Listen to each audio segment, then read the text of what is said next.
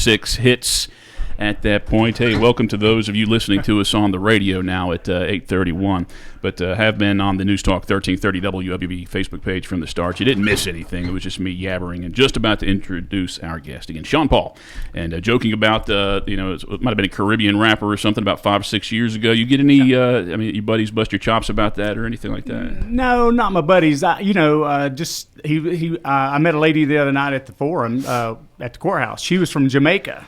And she come up, or Jamaica or Bahamas, yeah. And she was like, "Hey, you gotta lie on your name, Sean Paul." So it was very interesting. She lives in, I think, 4, District 4. But so she couldn't vote for me, but she said she would just because my name's Sean Paul. Well, I mean, it's going to stick. I mean, it's going to be one of the easiest of the 7 candidates. Again, 7 candidates in this District 5 race, so it's going to be one of the easiest to remember. Just based on that. And of course, you walked in and Josh said Pope Sean Paul. Yeah. So that stuck with him. So it's definitely a name that'll stick with people. Well, my name's Colin Worthington. Again, our candidate, Sean Paul, he's one of 7 candidates for this District 5 race. Early voting began on Monday, and early voting is a 3-week period. All this week you can vote at the West Georgia Technical College, former West Georgia Technical College campus in the back, and it's across from the Carroll County Sheriff's Office. That early voting goes, this week and Saturday, the next week and Saturday, and then for the final week of early voting, it's just Monday through Friday. However, in that last week, in that 3rd week of early voting, you can go to Powell Park in Villa Rica to vote. So, all right, we got all that stuff out of the way. Sean Paul, who are you? What do you want us to know about you initially? About how long you've lived in Carroll County? You're from here. Got to talk about your family, who's on this brochure. Tell us all the good stuff. Okay. Well, I've lived in the 5th District for 24 years, down on Banning Road in Whitesburg, 55 years old. I grew up in Bowden Junction on a small farm. I graduated from Mount Zion High School in 1987, way back when. After high school, I joined the U.S. Air Force, spent right at 4 years in the Air Force, where I was stationed in the big town of Columbus, Mississippi, and then went international when I went to Okinawa, Japan. So that was my part of seeing the world and seeing different things, the way things operate overseas. While I was in the Air Force, I met my wife. We dated in high school and then kind of fizzled out. And then once I come home on leave, I met and I asked her to marry me. That uniform. Yeah. That uniform gets them every time. But since then, been married for 33 years. We have 2 kids. Trent, he lives in Waco. There's Alyssa. They're twins. She is moving back to West Georgia now. She just finished up, or is about to finish up at Emory University, where she's going to become a nurse practitioner. So, really proud of my kids. And since my kids are grown, it gives me time. I don't have grandkids, so this gives me time to run for office and make a difference in the community. I'm a member of Journey Fellowship Baptist Church in Bremen, one of the founding members. It's a new church, started several years ago. So in my late 40s, I went back to school to kind of give myself a new career path. I'd been in the satellite TV business locally, and that business was fizzling out. So I went back to West Georgia Technical School, where I got my certificate for HVAC. And currently I work for Jones Lang LaSalle. I'm a mobile engineer. I work at about 15 different sites, and I take care of the equipment, the mechanical equipment at AT&T sites for them. Sean Paul, our guest on this morning's Community Voice program, one of 7 candidates for the District 5 race for the Carroll County Board of Commissioners. I'd be remiss if I didn't ask you this. Just because you were in the Air Force, we have a listener who's very interested in unidentified flying objects, and I wonder if you came across any. And I'm not being a smart butt or anything like that. I'm serious. I know there's somebody who's a big fan. Oh, yes, that gentleman. He's a big fan of that knowledge. Anything that you came across that you'd like to share with us? When I got to Okinawa, the day or two after I arrived was the SR-71's flight out of the base. So No UFOs, but I missed the SR-71. I went to Okinawa. That was what it was kind of famous for. Had the spy plane, the SR-71, and I missed it. Oh, well. My luck. I had to give it a shot, Sean. I had to give it a shot. Again, Sean Paul, our guest. Well, I do have a lot of information on this brochure, and I'm sure you've handed those out and mailed those out to plenty of people. But tell us, what's your motivation for this seat? I mean, would you have sought this seat had it not been announced that it would be open, that the incumbent wasn't seeking re-election? No, I wouldn't have. I think Ernie was is a great guy. He's got the background and of counting. He's on a farm. I think, Ernie was doing a great job, and I hated to see him step down. But, my motivation was, I got that voice. That day, Laken Riley was killed, and the outrage I felt to find out as a legal immigrant, that, I had that voice in my head. I think God was speaking to me. Hey, get involved. Protect the people. I want to, through the county commission, I want to use the budget ability of taking funds or using funds or at least incentivizing, not so much incentivizing, but getting the prosecutors, the solicitor, the sheriff's office on board with doing everything they can do to protect our citizens. And if they pick up an illegal for even shoplifting, we hold them the maximum time. We maybe add in some ordinances that we can keep them longer under those ordinances. Keep them off the street, protect our people. Can we do that, though, on the county level? And I've done stories on this just because, the last 2 years it's become such a topic for everybody. But it to me, talking to the county sheriff in Carroll and Haralson County, it sounds like, well, we pulled somebody in, we found out he or she is illegal.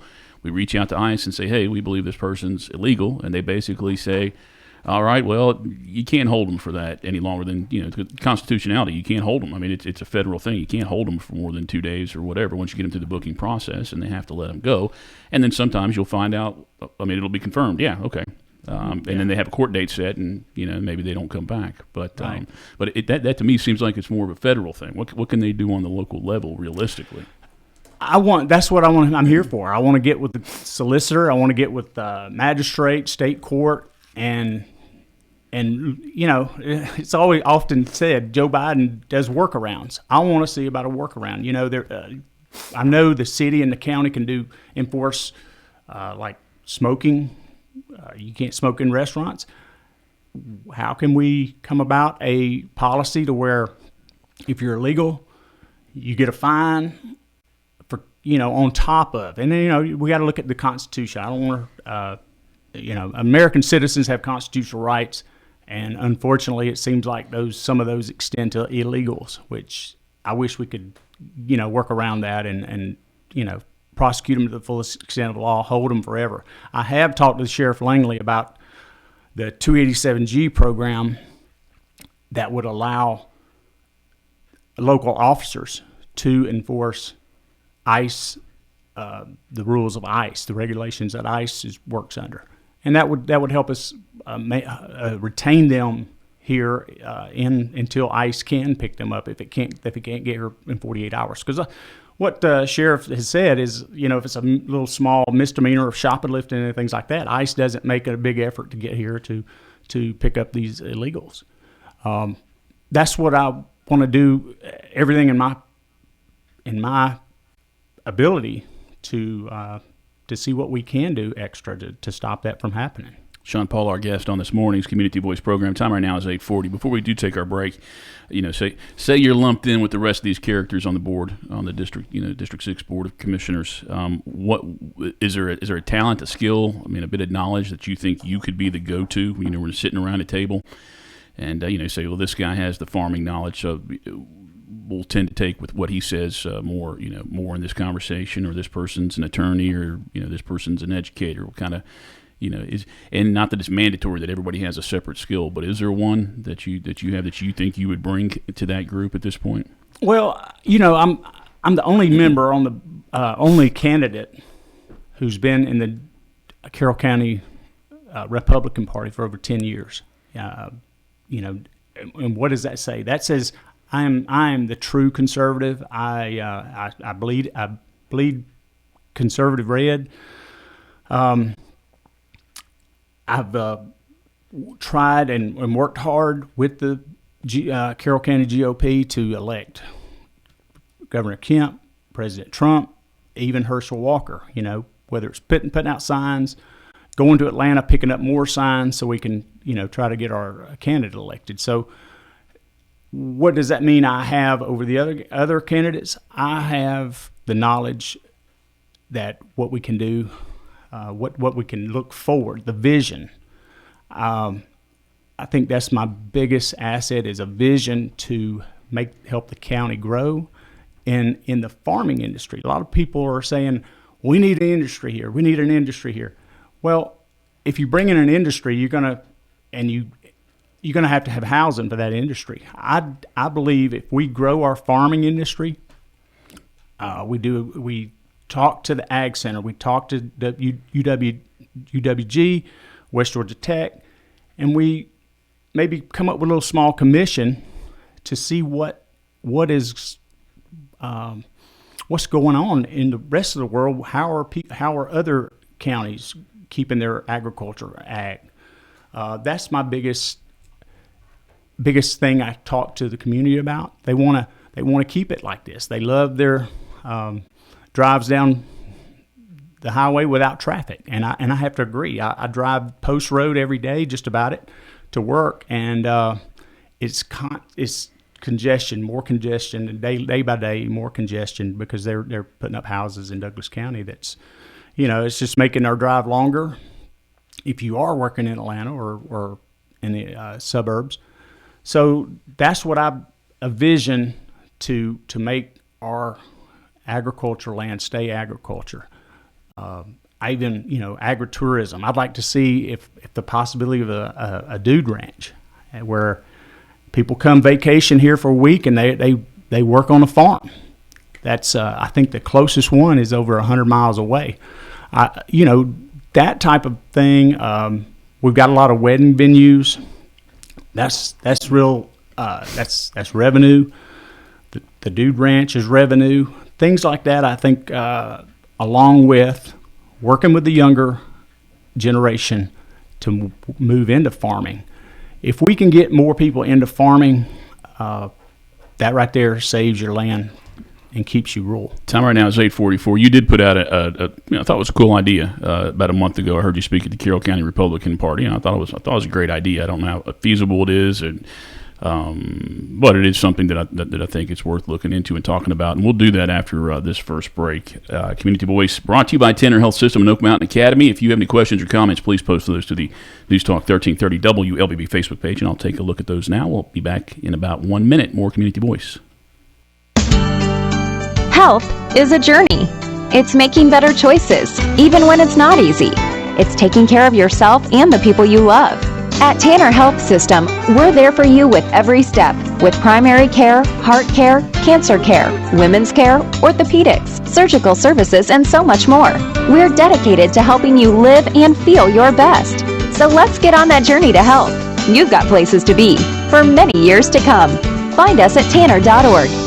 Oak Mountain Academy is an innovative school of academic excellence celebrating over 61 years. I'm Patrick Uran, head of school, inviting you to join us on the mountain to see our mission and vision in action. Academic excellence, a faith-based environment, and dynamic opportunities are just a few of the reasons our families choose Oak Mountain Academy. Academic scholarships and tuition assistance are available. For more information, visit us at oakmountain.us. Discover your journey at OMA. Prepare, explore, and achieve.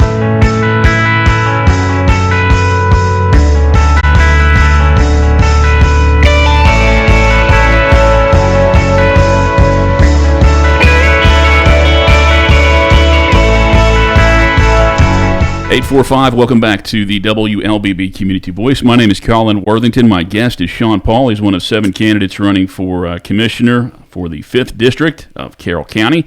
And I believe we had 3 other guests on the program so far. If you want to compare notes and compare guests, I encourage you to go back to our website, newstalk1330.com, or the Newstalk 1330 WLBB Facebook page, and line them all up, and you got a good, 3.5 hours of entertainment talking about Carroll County and the candidates running for the District 5 seat. This morning, it's Sean Paul.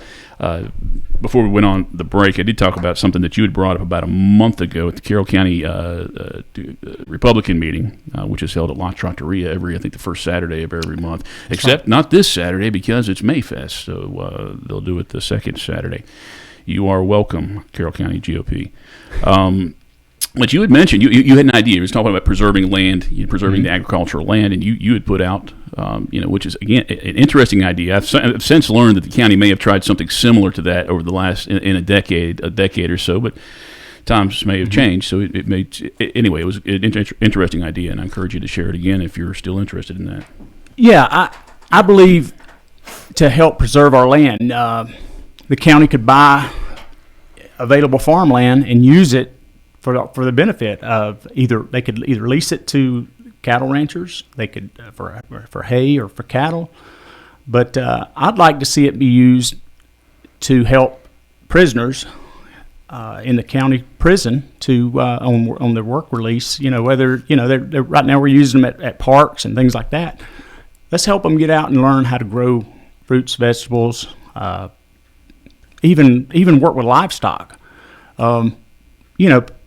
At 40 plus years old, I started a new career. It's never too old. You're never too old to learn a new career. And I think if we did that out at Buffalo Creek Technical Park, it sit there, we could have been using that land to bale hay, to put cattle on. Just making it useful. And if we can do that at Buffalo Creek, I don't see why we can't do that when we have available land.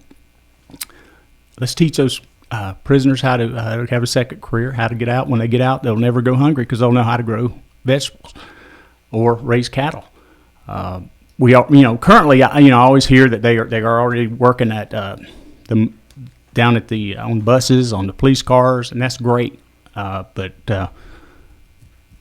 help preserve that land. Let's buy it up and keep it for agriculture. Sean Paul, our guest on this morning's Community Voice program. One of the questions that I do ask everybody, because it is something that comes up probably every month in the Board of Commissioners meeting. I own a piece of property in District 5. My son, I've been a farmer 200 years, and my son, he wants to sell it. He wants the money. He wants to go travel Europe and find himself and meet some girls in Amsterdam and Sweden, because Sweden, But he wants to do that. He just wants the money, wants to take the money and run. So I've got a buyer. It's a guy who wants to put up a skating rink and bowling alley, but the land is zoned agriculture. Oh, he wants to put up houses too. He wants to make it just a fun, loving community. He wants to put 100 houses, skating rink, bowling alley, and he's going to give me good money. I'm excited. I'm ready to roll, but I need to ask you guys to rezone that for me. How are you going to tell me? Are you going to tell me no? And if you do, how do you make that decision? Every case is different. And something I've learned in this race, once you put a housing complex, housing community near other farms, that increases their property value. So therefore, their property taxes increase. So at that point, I think I would have to say no. But, we're 2024. Who says in 2028 or 2030 that community is suffering and needs some type of, or the county's needing some more tax dollars? But I'd have to say it's farmed, it's zone farming, and we keep it as a farm. All right, Sean Paul is our guest on this morning's Community Voice program, one of 7 candidates for the District 5 race on the Carroll County Board of Commissioners. It's 8:50. We'll take our final break right now. Come back with about 8.5 minutes. Again, last chance to throw any questions or comments up there that I can look at and ask him during the program.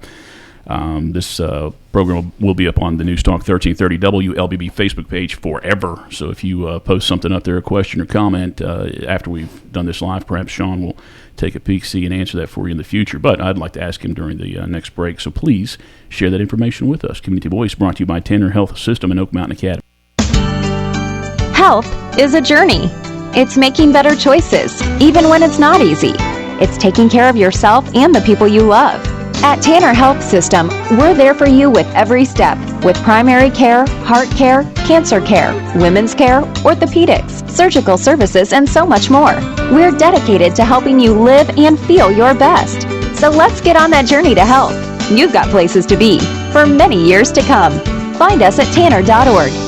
The AP Scholar Journey at Oak Mountain Academy is designed to provide students with a clearly defined advanced placement curriculum track to earn a series of distinctions upon graduation. This journey enables academically prepared students to pursue college-level studies throughout 17 AP courses in 5 subject categories while enrolled at OMA. I'm Patrick Uran, head of school, inviting you to journey with us on the mountain. For more information, visit us at oakmountain.us. Discover your journey at OMA. Prepare, explore, and achieve.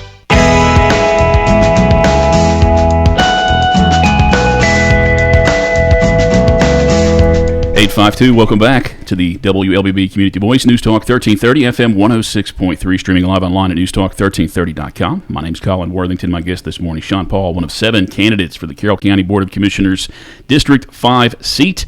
Again, early voting began yesterday, and you can do so for the next 3 weeks for this race in particular at the Carroll County Elections Office, the temporary site, which is the former West Georgia Technical College building. In the back there, hopefully you can see the signs now, because I believe all the political signs have been taken off the roundabout where you can actually see the signs that say vote here. But in case you can't see those, that is where you will vote early.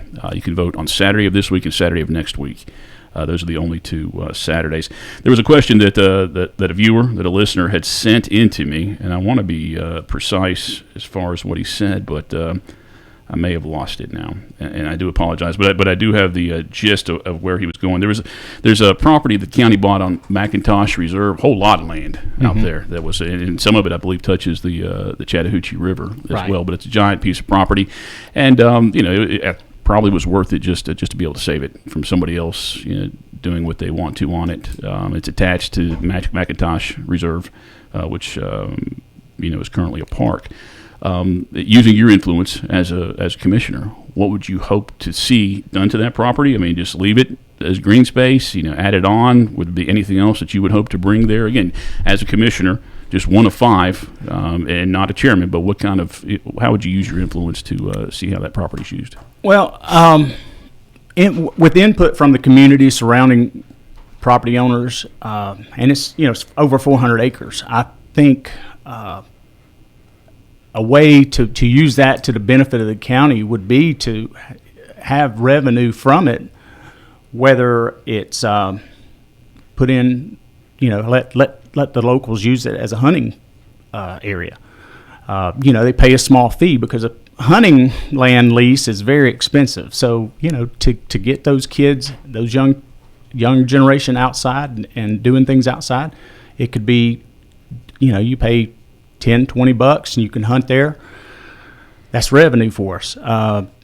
You want to lease it to, say, someone with horses.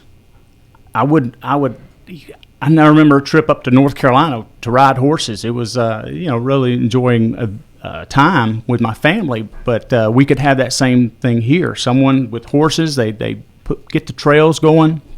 You got tons of trails, and you got revenue from that company charging their customers to ride horses. But I would do everything in my power to go to the residents, ask what they feel we should do, and I think that was we were able to retain that land for like 43 cents on the dollar per acre. So it was a great investment. It'll keep green space. We do have plenty of green space in the county still, but let it live, let it be what it is, a green space preserved with the McIntosh Reserve already, and it just add to that it's been a fit for people. All right, Sean, we've got about 3 minutes left in the program. As a member of the Board of Commissioners, you would vote on a budget every year. You'd vote on a millage rate. And I think that our political bodies, they promote that millage rate maybe because it's the easiest thing to promote. I mean, you can't say you can't talk about how much everybody's taxes would increase every year or how much their specific taxes would decrease. You just can't promote that. So I think that's what they focus on, is that millage rate. But that isn't the end all be all. However, when it does come down to that point where you've already approved the budget, you're looking at the tax digest, what would be your thought process about what to do with that millage rate? How would you decide it? Because you may have to decide it, and you may be somebody that says, no, there's no way I'm ever going to raise the millage rate. What would be your thought process in raising the millage rate, maintaining or rolling it back to the number that the government suggests would equate to no additional taxes to the county as a whole? Yeah, good question.